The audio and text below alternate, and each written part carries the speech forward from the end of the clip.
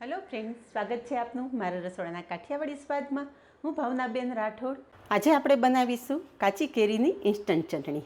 તો ફ્રેન્ડ્સ, માત્ર 3 જ સામગ્રીનો ઉપયોગ કરી અને આજે આપણે આ ચટણી તૈયાર કરેલી છે।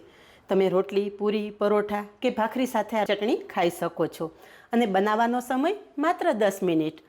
તો વિડીયો બિલકુલ સ્કીપ કર્યા વગર જોજો। વિડીયો પસંદ આવે તો વિડીયોને લાઇક, શેર અને સબસ્ક્રાઇબ કરી પાસે રહેલું બેલ પ્રેસ કરો જેથી આવનારા નવા વિડીયો સૌથી પહેલાં આપને મળે।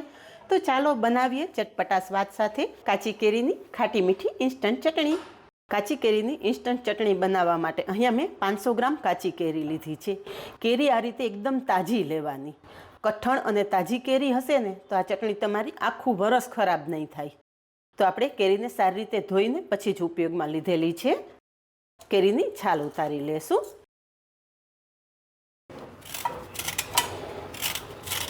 અહીંયા કેરીની છાલ ઉતારી લીધી છે અને બે ભાગ કરી અને જોઈએ તો તમે જોઈ શકો છો કે એકદમ ફ્રેશ અને તાજી કેરી છે।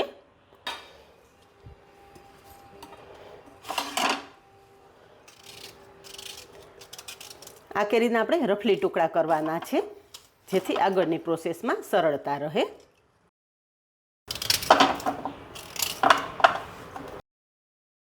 તો આ રીતે બધી કેરીના ટુકડા કરી લેશું। કેરીના ટુકડા કરી લીધા છે। હવે સમારેલી કેરી આપણે મિક્સર જારમાં લઈ લેશું। એટલે જ તમને આગળ કહેલું કે કેરીના ટુકડા આપણે રફલી કરવાના છે। કેરી પીસી લેશું, પણ એકદમ આપણે ફાઇન પેસ્ટ નથી કરવાની, થોડી દરદરી પીસવાની છે। અહીંયા કેરી પીસી લીધી છે। મિક્સર તમે પલ્સ પર રાખી અને ચલાવશો ને એટલે આ રીતે દરદરી પીસાઈ જશે। તમે ચોપરમાં પણ આ રીતે ચોપ કરી શકો છો। હવે આગળની પ્રોસેસ ગેસ પર કરીએ। તો ઇન્સ્ટન્ટ ચટણી બનાવવા માટે ગેસ પર કડાઈમાં તેલ ઉમેરશું।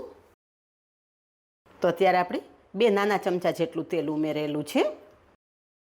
તેલનું પ્રમાણ થોડું વધારે હશે ને તો આ ચટણી આખા વરસ સુધી ખરાબ નહીં થાય। તેલ ગરમ થતાં અડધી ચમચી જીરું ઉમેરશું। જીરું સરસ કકડી ગયું છે। અડધી ચમચી જેટલી હિંગ ઉમેરશું અને તરત જ ક્રશ કરીને રાખેલી કેરી ઉમેરી દેશું।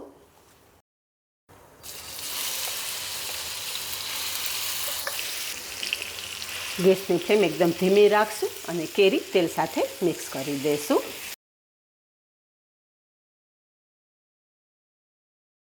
આગળ પણ મેં તમારી સાથે લાલ મરચાંની ચટણીની રેસીપી શેર કરેલી છે જે મારા બધા વ્યુઅર્સને ખૂબ જ પસંદ આવેલી છે। તો ફ્રેન્ડ્સ, આ કાચી કેરીની ચટણી પણ એટલી જ સરસ તૈયાર થાય છે। કાચી કેરીની સિઝન હોય ને ત્યાં ચટણી એક વખત બનાવી અને આખું વરસ સ્ટોર કરી લેજો, ખૂબ જ ઉપયોગી થશે।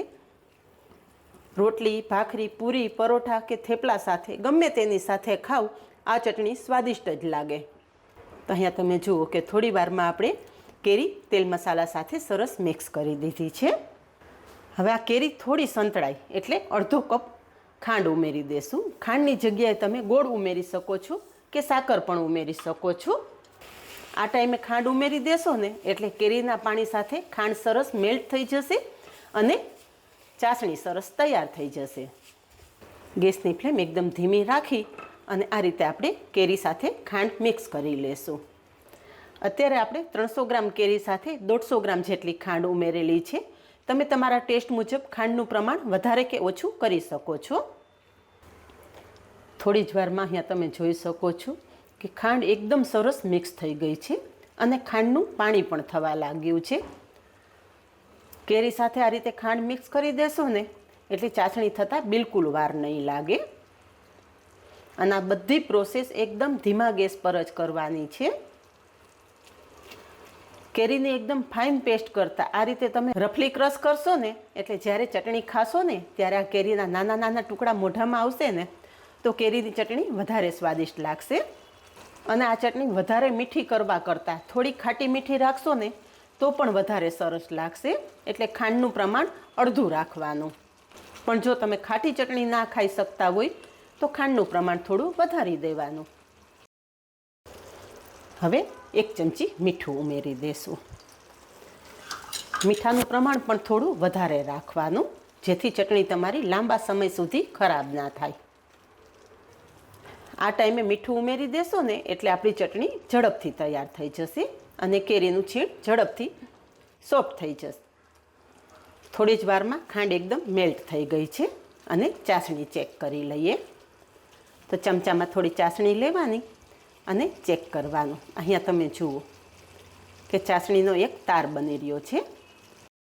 ગેસની ફ્લેમ બંધ કરી દઈશું. બાકીના મસાલા ચટણી ઠંડી થયા પછી ઉમેરશું. થોડી વાર પછી અહીંયા ચટણી ઠંડી થઈ ગઈ છે. ચટણી ઠંડી થયા પછી લાલ મરચું પાવડર ઉમેરશું. તો અહીંયા મેં 2 ચમચી કશ્મીરી લાલ મરચું પાવડર લીધેલો છે.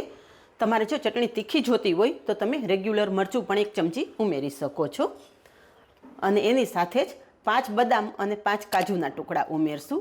કાજુ બદામના ટુકડા ઉમેરવા ટોટલી ઓપ્શનલ છે, પણ થોડા કાજુ બદામના ટુકડા ઉમેરશો ને તો આ ચટણી તમારી એકદમ રીચ તૈયાર થશે. અને કોઈ પણને આ ચટણી તમે ખવડાવશો તમારા વખાણ કરતા નહીં થાકે, એટલી સરસ આ ચટણી તૈયાર થાય છે. તો લાલ મરચું પાવડર અને કાજુ બદામ પણ આપણે ચટણી સાથે સારી રીતે મિક્સ કરી લેશું. તો અહીંયા બધું જ સરસ મિક્સ થઈ ગયું છે. ચટણી ઠંડી થઈ ગઈ છે. સર્વ કરી લઈએ.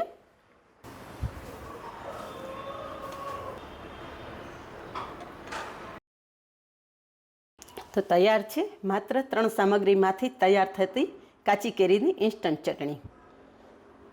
આ જ રીતે બનાવો અને કમેન્ટમાં જણાવો કે પરફેક્ટ માપ અને બધી જ ટિપ્સ સાથે તૈયાર થયેલી કાચી કેરીની ચટણીની રેસીપી કેવી લાગી. આજે બસ આટલું જ. મળીએ નેક્સ્ટ વિડીયોમાં. ત્યાં સુધી બાય. Thank you.